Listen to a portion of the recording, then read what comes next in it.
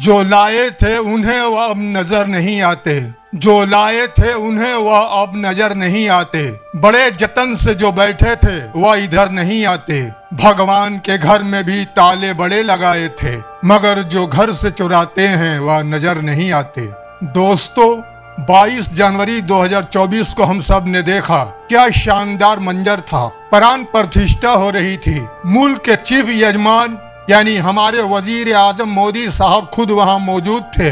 हमने सोचा था कि राम लला बर्जमान होंगे तो राम राज्य आएगा, लेकिन साहब राम राज्य तो दूर की बात, यहाँ तो राम जी के घर में ही सेंधमारी शुरू हो गई। गायब होने वाली चांदी का जादू कमाल की करामत है साहब। मोदी जी डिजिटल इंडिया की बात करते हैं, लेकिन अयोध्या में मैजिक इंडिया चल रहा है। मुंबई के एक कारोबारी ने 3 किलो चांदी का हार दिया, किसी ने 100 किलो सोना दिया, किसी ने 60 किलो चांदी की ईंटें दी। लेकिन जब रिकॉर्ड मांगो तो ट्रस्ट कहता है कौन सी चांदी, कैसी रसीद। एक खातून ने चांदी का काका भषंडी दिया ताकि दरबार में रहे। अब वह बेचारी ढूंढ रही है कि उनका भषंडी कहाँ उड़ गया। लोग कहते हैं कलयुग आ गया है, मैं कहता हूँ ये तो कैश युग है। 11 लाख रुपए एक मुलाजिम के घर में गोबर के उपलों के नीचे छुपाए हुए मिले। जरा सोचिए, जिनके नाम पर पत्थर पर पानी तैर गए,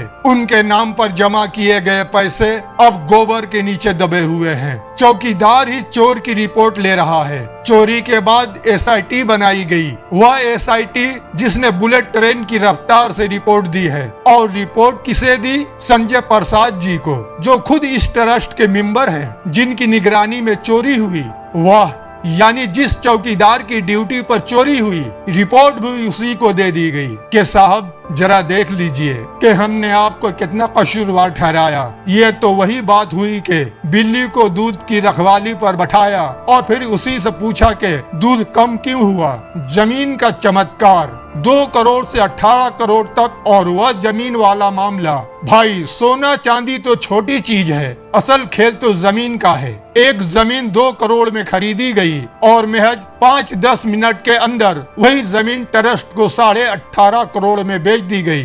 10 मिनट में इतनी तरक्की। अगर यही फार्मूला मुल्क के नौजवानों को मिल जाए तो बेरोजगारी तो सेकंडों में खत्म हो जाए। चंपत राय जी कहते हैं कि ये तो मार्केट रेट है। साहब, कौन सा मार्केट है जहां 10 मिनट में कीमत 900% बढ़ जाती है? क्या वहां डॉलर की जगह राम नाम चल रहा है? आस्था बमुकाबला करप्शन। दुख तो इस बात का है कि जो लोग जिंदगी भर राम मंदिर के लिए लड़ते रहे, जैसे संतोष दुबे, आज वही कह रहे हैं कि ये गजनवी और बाबर वाली लूट से भी बदतर है। वह कार सेवक जो बाबरी इंतजाम में अडवाणी जी के साथ मुलजिम थे, आज वह इस ट्रस्ट के खिलाफ शिकायत कर रहे हैं। इन्हें तो आप एंटी नेशनल नहीं कह सकते, इन्हें तो आप पाकिस्तानी एजेंट नहीं बोल सकते। वजीर आजम नरेंद्र मोदी ने इस मंदिर का पूरा क्रेडिट लिया, वह चीफ यजमान बने। लेकिन जब 200 करोड़ या 5000 करोड़ की लूट की बात आ रही है तो वजीर आजम की खामोशी ऐसी है जैसे वह मंदिर के नहीं बल्कि खामोशी के यजमान है। मेरे हिंदू भाइयों,